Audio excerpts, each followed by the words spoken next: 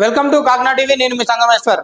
ఉమ్మడి కరీంనగర్, మెదక్, ఆదిలాబాద్, నిజామాబాద్కు సంబంధించి గ్రాడ్యుయేట్ ఎన్నికల ఫలితాలు ఉత్కంఠగా సాగుతున్నాయి. దీనికి సంబంధించి ఓటేయలేని పట్టభద్రులు, టీచర్లు అంటూ సాక్షి దినపత్రిక ఒక కథనాన్ని ప్రచురించింది. మరి దీంట్లో ఒక ఆసక్తికరమైనటువంటి విషయం ఏంటంటే, సుమారు గ్రాడ్యుయేట్కు సంబంధించి 28,000 మంది గ్రాడ్యుయేట్ ఓటర్లు సరిగా ఓటు వేయడానికి రాలేదని, అదేవిధంగా టీచర్లకు సంబంధించి దాంట్లో టీచర్లు ఎన్నికలకు జరిగినటువంటి ఎమ్మెల్సీ ఎన్నికల్లో 1396 మంది టీచర్లు ఓటు సరిగా వేయలేరు, వాళ్ళ ఓట్లు ఇన్వాలిడ్ అని ఎన్నికల అధికారులు గుర్తించారు. మరి గ్రాడ్యుయేట్కు సంబంధించి 28,000, మరి టీచర్లకు సంబంధించి 1336 ఓట్లు చెల్లుబాటు కాలేవు. కానీ ఇక్కడ గ్రాడ్యుయేట్కి సంబంధించి 28,000 ఓట్లు చెల్లుబాటు కాకపోవడంతో వీరు ఎవరో ఒక ఓటర్కి మాత్రం తప్పకుండా కారణమవుతారు. అదే తలలు పట్టుకుంటుంటారు నిలబడిన అభ్యర్థులు. కోట్ల కుమరించి మేము ఓట్లను కొంటే వీళ్ళు 28,000 ఓట్లు చెల్లుబాటు కాకుండా చేశారు. కంపల్సరీ మా దాంట్లో ఎవరో ఒకరు ఓటమికి మాత్రం ఇవే ఓట్లు కారణమవుతాయని వాళ్ళు తలలు పట్టుకుంటున్నారు. మరి ఏమైంది? ఈ ఆసక్తికరమైనటువంటి విషయాన్ని మనం లోతుగా చర్చించుకుంటే, పేరుకే వారు పీజీలు పిహెచ్డీలు చేసిన పట్టభద్రులు 10 మందికి పాఠాలు చెప్పి భావి భారత పౌరులను తీర్చిదిద్దే ఉపాధ్యాయులు. అయితే వారిలో కొందరు ఎమ్మెల్సీ ఓటు కూడా సరిగా వేయలేకపోయారు. ఉమ్మడి కరీంనగర్, మెదక్, ఆదిలాబాద్, నిజామాబాద్ పట్టభద్రుల ఎమ్మెల్సీ ఎన్నికలకు సంబంధించి నియోజకవర్గంలో 3,55,000 ఓట్లు నమోదు కాగా దానికి సంబంధించి 2,52,100 ఓట్లు పోలయ్యాయి. మరి అందులో సుమారు 28,000 ఓట్లు చెల్లనిగా పరిగణించారు. ఇందుకోసం 1-2 సార్లు వెరిఫికేషన్ చేసినా కానీ అవి చెల్లనిగా గుర్తించారు కాబట్టి అన్ని పక్కకు తీయడం జరిగింది. మరి కరీంనగర్, మెదక్, ఆదిలాబాద్, నిజామాబాద్ జిల్లాల టీచర్స్ ఎన్నికల్లో 897 ఓట్లు చెల్లనివి కాగా, మరి వరంగల్, ఖమ్మం, నల్గొండ టీచర్స్ ఎన్నికల్లో 499 ఓట్లు చెల్లనిగా, అంటే 2 టీచర్ ఎన్నికలకు సంబంధించి 1396 ఓట్లు చెల్లుబాటు కాకపోవడం అనేది మరి ఎందుకు ఇట్లా జరిగింది, అవగాహన లేకపోవడం వలన అనేది ఒకసారి మనం అబ్జర్వ్ చేస్తే, వాస్తవానికి ఈసారి ఎమ్మెల్సీ ఓట్ల నమోదు అధికారులు మంచి ప్రచారమే కల్పించారు. దీనికి తోడు అభ్యర్థులు సైతం ఓటు నమోదులో కీలకంగా వ్యవహరించారు. గత ఎమ్మెల్సీ ఎన్నికల్లో కరీంనగర్ గ్రాడ్యుయేట్ పరిధిలో 1,95,000 ఓట్లకు గాను 1,15,000 ఓట్లు పోలయ్యాయి.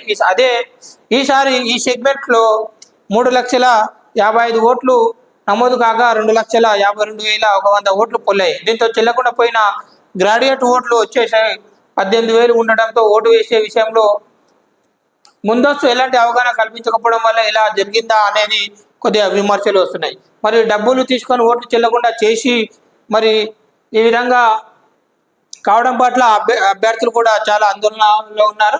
ఈసారి ఎమ్మెల్సీ ఎన్నికల్లో భారీ మొత్తంలో టీచర్లకు డబ్బులు పంచారనే వార్తలు వచ్చాయి. కొందరు అభ్యర్థులు ఓటును బట్టి 5,000, 8,000, 10,000 వరకు పంచారని విమర్శలు వచ్చాయి. ఇక పట్టభద్రుల విషయానికి వస్తే కొందరు ఓటుకు 1,000, మరికొందరు 1,500 చొప్పున పంచినట్లు మనకు సమాచారం ఉన్నటువంటి వార్తను ప్రచురించాయి. అభ్యర్థులు చదువుకున్న వారని తమ వైపుకు తిప్పుకునేందుకు డబ్బులు ఇస్తే తీరా వేలాది ఓట్లు చెల్లకుండా చేశారని, మా డబ్బులను నీళ్ళల్లో పోశారని లోపల బాధపడుతున్నారు. చెల్లకుండా పోయిన ఓట్లు ఎవరి ఓటమికి దారి తీస్తాయని అభ్యర్థుల్లో ఆందోళన వ్యక్తం చేస్తున్నారు. చాలా మంది ఓటు వేశాక ప్రాధాన్యత ఓట్లు 1, 2, 3 అట్లా ఒక క్రమాన్ని పద్ధతిలో వేయాలి. మరి వాళ్ళు చేసినటువంటి మిస్టేక్లు ఏమున్నాయంటే, ప్రాధాన్యత అంకెకు ముందు 0 పెట్టడం, మరి లేదా అంకెకు 0 చుట్టడం, ఫోటోలు చించడం, తొలి ప్రాధాన్యం ఒకరికంటే ఎక్కువ మందికి ఇవ్వడం, ఫోటోలకు ముందు టిక్ పెట్టడం, సంతకం చేయడం, ముద్రలు వేయడం, ప్రభుత్వానికి వ్యతిరేకంగా నినాదాలు రాయడం, వ్యక్తిగత సమస్యలు రాయడం తదితర పొరపాట్ల వల్ల 28,000 ఓట్లు చెల్లకుండా పోయాయని మనం తెలుస్తుంది. మరోవైపు భారీగా ఓట్లు చెల్లకుండా పోవడంపై సోషల్ మీడియాలో ట్రోల్స్ ఆగడం లేదు. వీరికంటే చదువురాని నిరక్షరాస్యులు నయమంటూ పలువురు కామెంట్లు చేస్తున్నారు. మనం ఇంతకుముందే చెప్పినాం, చదువు వచ్చిన వారి కంటే చదువు రాని వారి నయం అని ఇప్పటికే సోషల్ మీడియాలో ఈ విధంగా గ్రాడ్యుయేట్లు ఎలక్షన్లకు సంబంధించి ఈ విషయం మనకు ఆసక్తిగా ఉంది.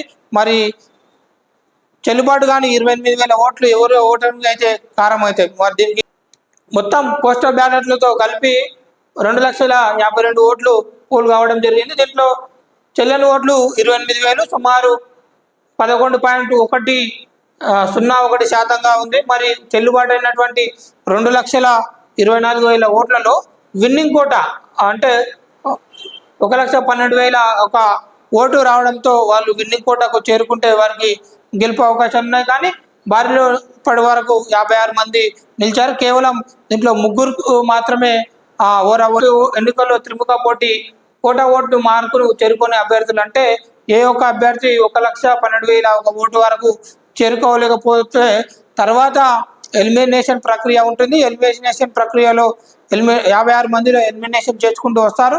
మిగతా వారికి రెండవ ప్రాధాన్యత ఓటు ద్వారా విజయ అవకాశాలు చేరుకునే విధంగా ఉన్నాయి. ఇప్పటికే జరిగినటువంటి 6 రౌండ్లో బీజేపీ అభ్యర్థి 6,000 పైచిలకు ఓట్లతో మన ముందు అంతిలో ఉన్నాడని తెలుస్తుంది. మరి ఉమ్మడి కరీంనగర్, ఆదిలాబాద్, మెదక్, నిజామాబాద్, పట్టభద్రుల ఎమ్మెల్సీ ఫలితం ఉత్కంఠగా ఉంది. మంగళవారం అర్ధరాత్రి జరిగిన కౌంటింగ్లో బీజేపీ, కాంగ్రెస్, బీఎస్పీ అభ్యర్థులు పోటాపోటీగా ఓట్లు సాధించారు. నేరుగా కోటా ఓట్లు చేరుకునే అవకాశాలు కనిపించకపోవడంతో మొదటి ప్రాధాన్యత ఓటుతో ఫలితం తేలకపోవడంతో రెండవ ప్రాధాన్యత ఓటుపై ఆసక్తి నెలకొంది. మొత్తం చెల్లుబాటైనటువంటి ఓట్లు లెక్కింపు పూర్తయితే ఎలిమినేషన్ ప్రక్రియ ద్వారా ఫలితం తేలింది. దీంతో ట్రయాంగిల్ కొనసాగుతున్న ఎమ్మెల్సీ ఎన్నికల పోరు తర్వాత ఆసక్తి రేపుతున్నటువంటి విషయాన్ని మనం చూస్తున్నాం.